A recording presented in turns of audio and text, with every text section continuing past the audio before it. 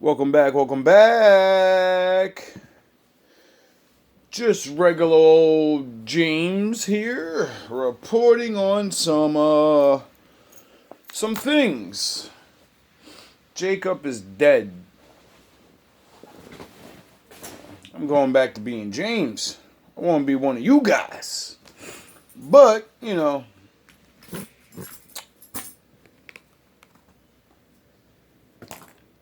yeah, see, I ain't got it no more.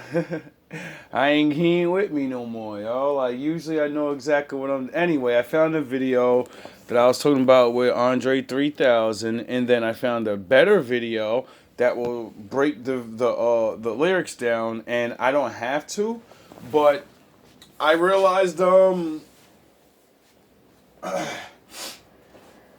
this guy breaks it down, but he doesn't have the eyes to see and the ears to hear, so he breaks it down to the truth. But he doesn't know or doesn't use other truths, so he's only gonna see the deep meaning behind his song, but he doesn't see the deeper meaning behind his song. So as he explains the deep part, I'm gonna take you deeper of what I think, because I'm really just some black guy. I really am, and I face it now. I just know things and connect things and probably wrong. But let's jump into this song real quick. Martell Blue Swift. 1, 2, 3. Heya might just be the happiest sounding song released during the 2000s. For nearly 20 years, it's had people shamelessly dancing and singing along with every listen. It's the song that single-handedly made Polaroid cool again. Shake it like a Polaroid picture. Heya was a crossover hit, sitting on top of the Hot 100 for 9 straight weeks, going platinum in a number of regions around the globe. It became the first song to ever reach 1 million paid downloads on iTunes, eventually winning the Grammy for... Okay. So when you say you never heard my father's name, just remember, yeah, you the fuck did. Best urban alternative performance. The single was seen as a breakthrough for the hip-hop industry, being one of the first hip-hop songs to be widely played on adult contemporary stations. I wonder why the song with one of the names of God finally got and broke through every mainstream ever. And it did what no other rap song can ever do. Get played on everybody's station. I wonder why that name can do it. I wonder why. Let's see if he was singing a good song. Maybe it's because he was singing a good song. But the catchy funk tune is one of the most deceivingly happy sounding songs recorded. Andre 3000 goes to great lengths in proving that most people don't care about the deeper meanings within songs. They just want to dance. Okay, so the song is based off of Andre 3000 feeling like everyone's a fucking idiot and they don't know how to decode songs anymore, and he's gonna prove it by writing a song with a deep meaning and a deeper meaning, and everyone's just gonna dance. Don't lie, because that's what the fuck y'all did. I didn't even know this shit back then, and I was fucking snapping to the song. I didn't even understand why I liked this song so much. I'd never even understood. I do now. Let's take a look at the darker meaning behind Heya. Fresh Heya! off their 4th album, Stankonia, Outkast decided to divide and conquer with their next album. Each member would spend the next 2 years creating solo albums, releasing them as a double LP under the Outkast name. When Oh, sort of like they're brothers, two brothers. Speaker Box and The Love Below arrived in 2003, its two sides were very different albums. Big Boy's cameos featured Jay-Z and Ludacris in some dirty southern hip-hop stylings, while Andre 3000's side was all sex, jazz, funk, and more sex. It would become their... Okay, so some of the two greatest duo to ever do it.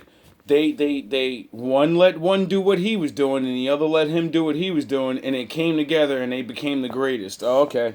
most commercially successful album, and in large part due to the first single they released. 1, 2, 3, Originally titled Thank God for Mom and Dad, Andre 3000 wrote the track during the making of their Stankonia record.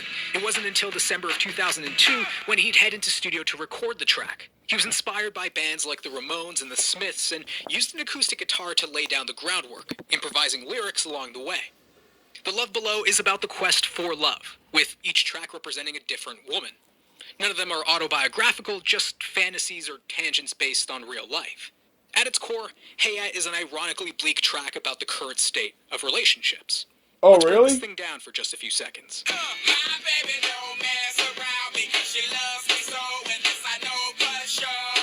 Straight off the top, the narrator tells us that his girl won't cheat on him because she loves him, and he really believes that.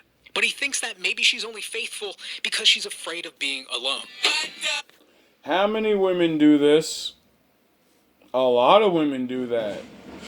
They want to be with you. They love you. But for some reason, they want to see what's out there. And like any real man would do,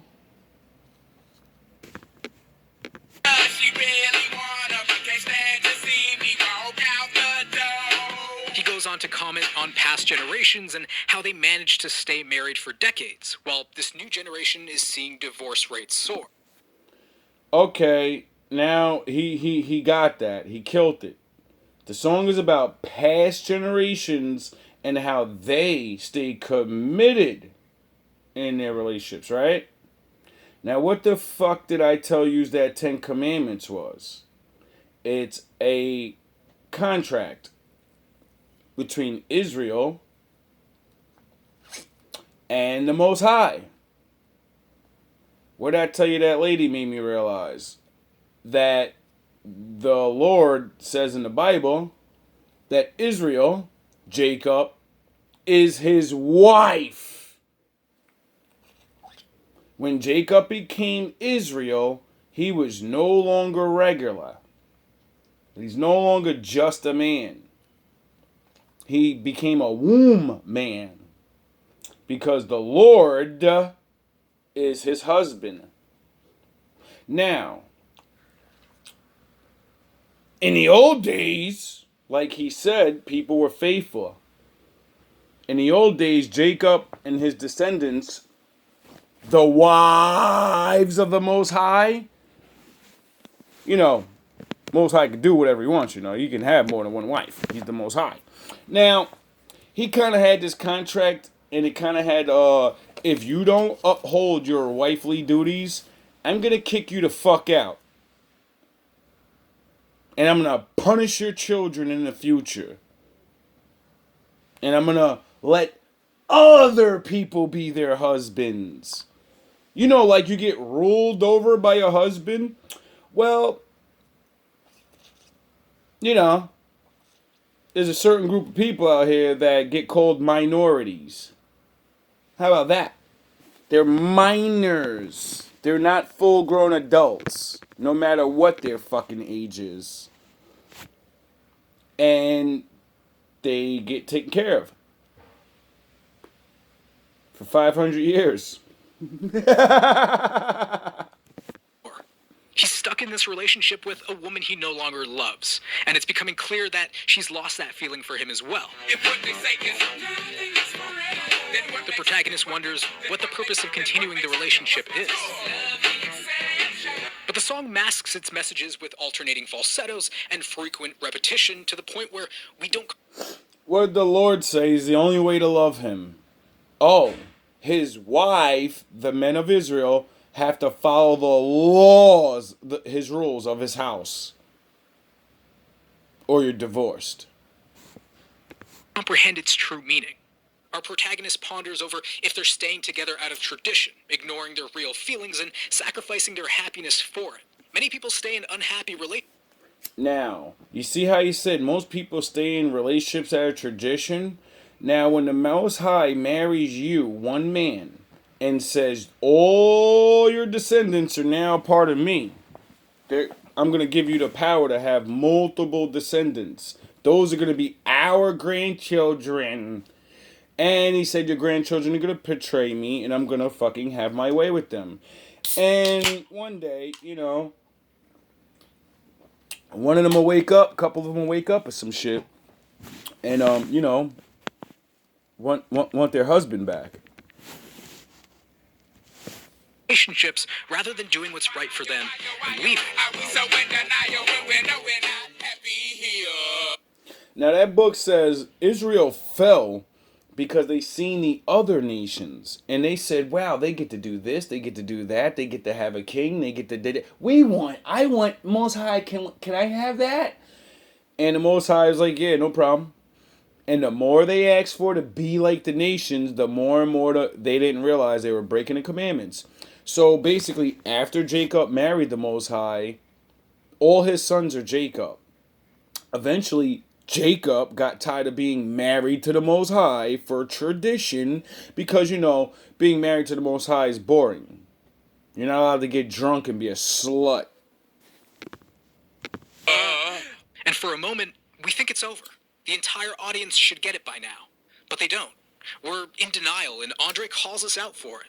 But it's buried in the beginning of another chorus. Y'all don't want to hear me, you just want to dance. And he was right. Many people still see this as a happy...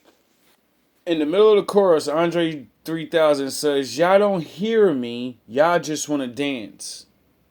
Yeah, I know that fucking feeling. Pop rap song, ignoring its true nature. The video is further commentary on how the world reacted to the single. Just pure, unadulterated adoration. The video's overwhelming positivity and enthusiasm also overshadows its themes. But the song does something interesting musically as well.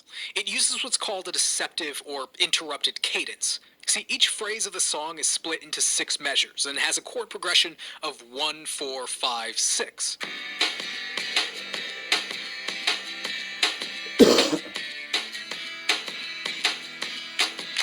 The first 4/4 measure is in G major, with the second and third 4/4 measure in C major.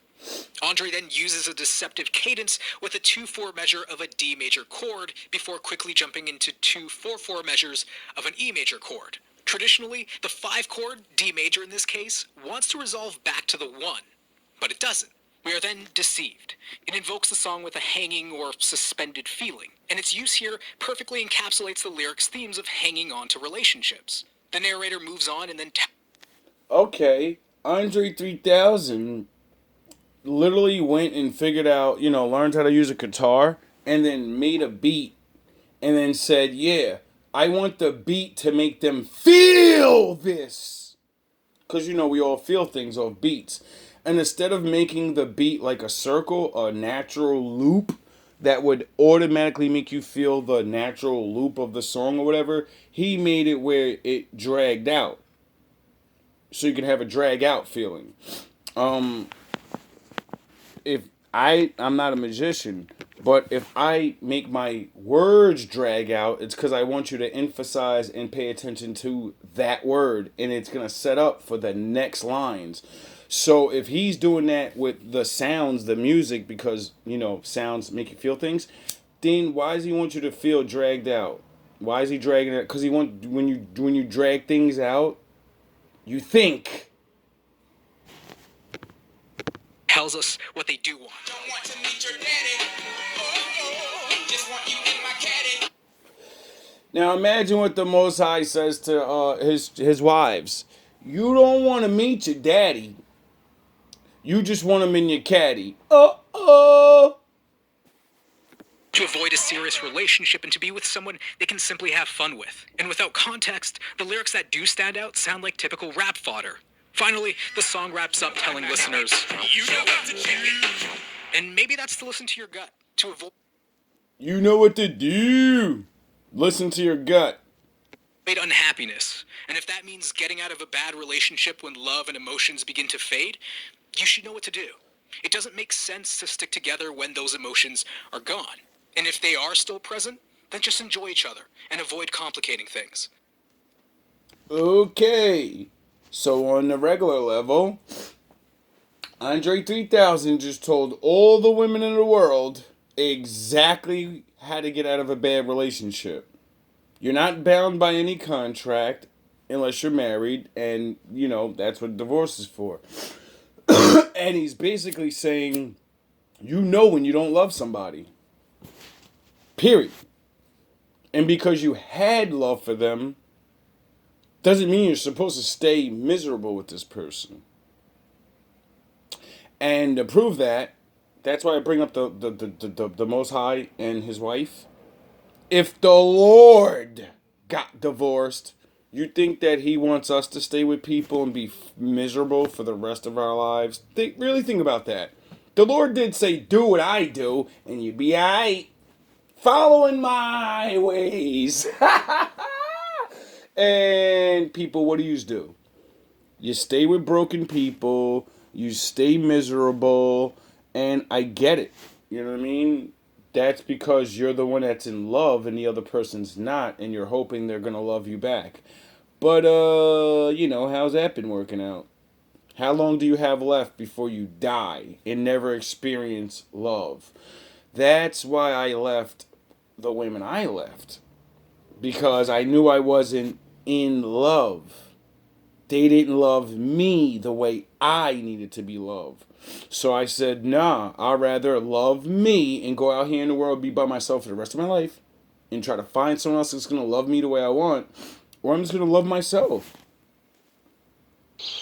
Now, for thousands of years, every morning and evening. Now that I played the Heya song for you, now we can learn some, Let's learn. Jewish people have prayed these well-known words as a way of expressing their devotion to God. They're called the Shema. Hear, O Israel, the Lord is our God, the Lord is one. And as for you, you shall love the Lord your God with all of your heart, with all of your soul, and with all of your strength. We're going to look at... Isn't that how a man asks a woman to love him? Oh yeah, so I guess, Israel, the men of the Lord, have to love the Lord like they're a woman. Because, he's the alpha, so that would make you the beta. Just like you're the alpha and she's the beta. A day! The second key word here, Lord, written in all capital letters. This is the personal name of Israel's God. Did you hear that?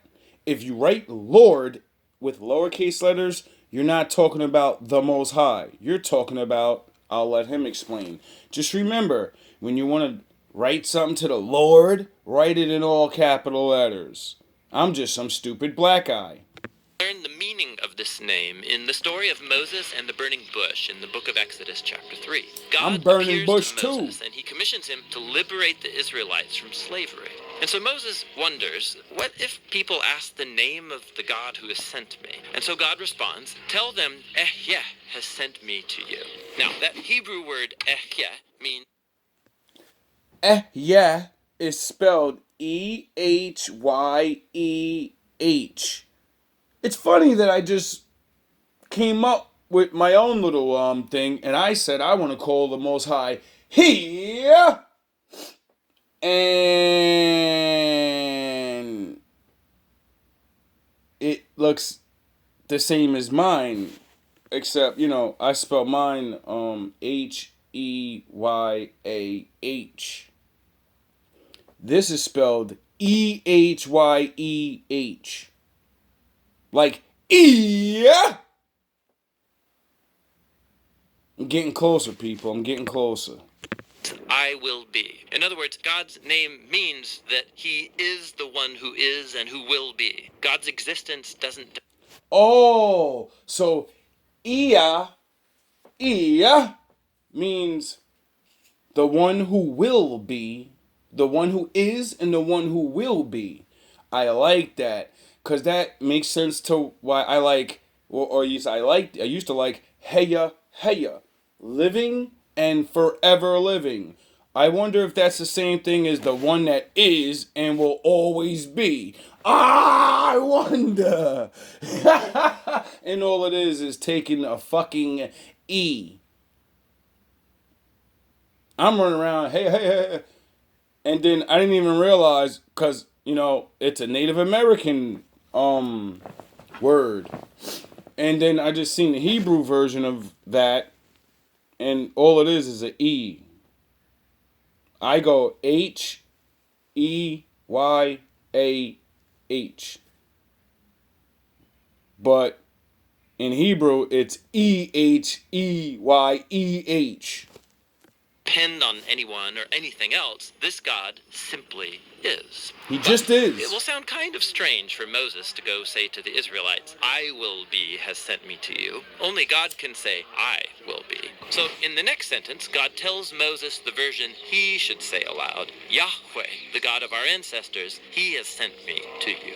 Now, that word Yahweh is the ancient Hebrew form of the verb he will be. And this is the personal name of the God of Israel. It appears over 6,500 times in the Old Testament. Now, here's what's interesting.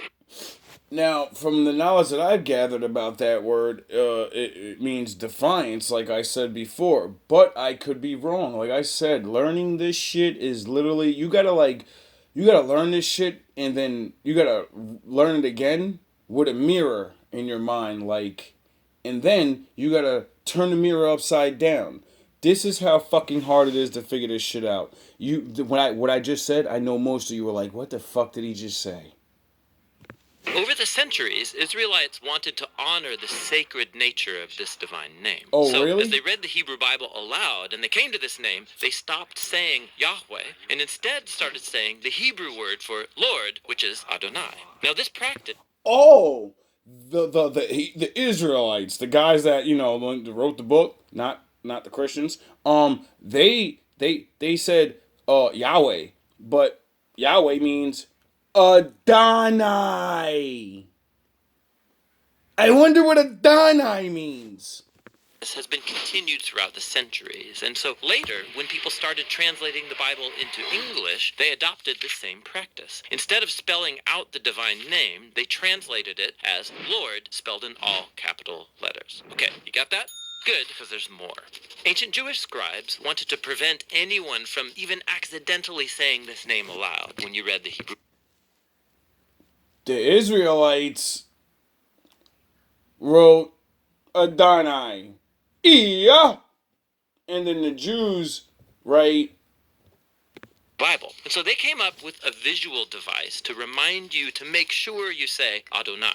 They took the 4 consonant letters of the divine name. These letters correspond to our English letters YHWH. Then they inserted the 3 vowels from the word Adonai and combined these together to create an artificial hybrid word, which if you pronounced it, it would say Yahuwah, but no Israelite ever said Yahuwah. It's simply a Yahuwah.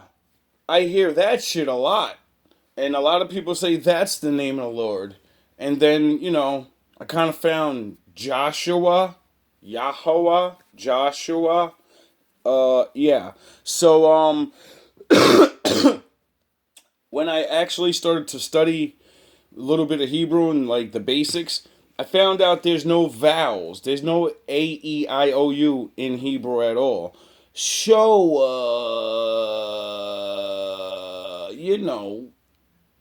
or something like that. Like, this shit is tricky, bro. Like, this shit is really tricky. Like, when you break Yahweh down and you take out the vowels, you'll get YHWH. And what most people don't know, because you're taught in school and, you know what I mean, it kind of don't make sense to you. But me, they didn't teach me in school. So, like I said about the not knowing how to read thing and having to say things for the way you see them, when you take out the vowels, you guys don't know how to say this shit.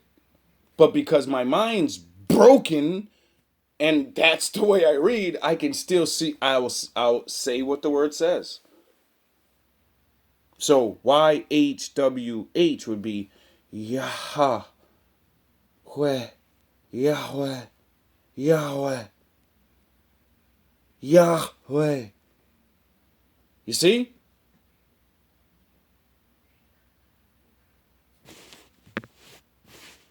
visual reminder to say the word Adonai. Now, it gets more interesting. Much later, Christian scribes came along who didn't know that Yahuwah was an artificial word, and so they began to say it aloud and spell it in their writings. This is the word that eventually entered into English as Jehovah. It's a word many people still use today. So remember when I said Hebrews don't use the letter J and Yahweh? Jehovah? Yahweh? That's the same fucking name. And this is the shit that I try to tell people. Like, I don't look this shit up for real.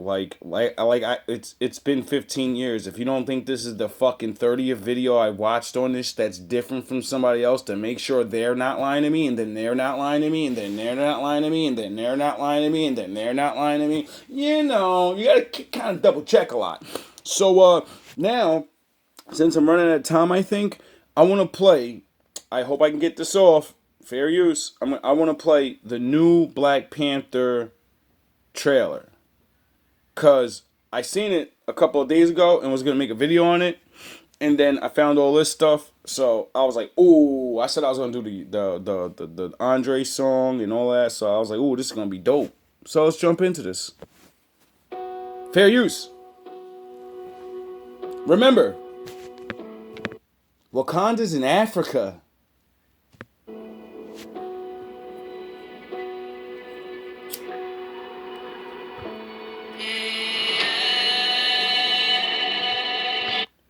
What'd she say?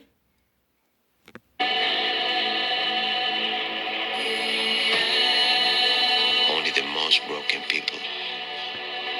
Did she say Heya? Heya? Did she say that? Or did she say Heya? Or Heya? I don't know. The fuck does that have to do with Africa?